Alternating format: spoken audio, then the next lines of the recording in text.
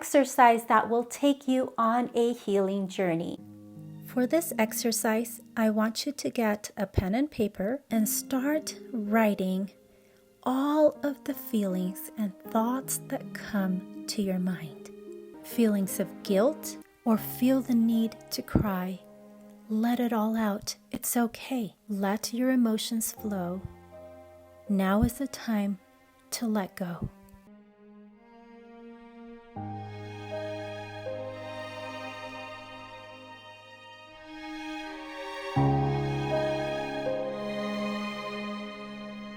And start the painting process.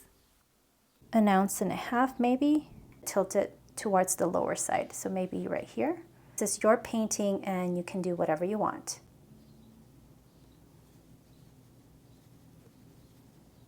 And be proud of what you created. This is an amazing piece. It's an amazing piece because you did it.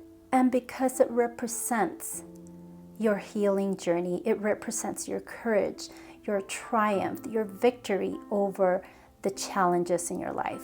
So display it with pride.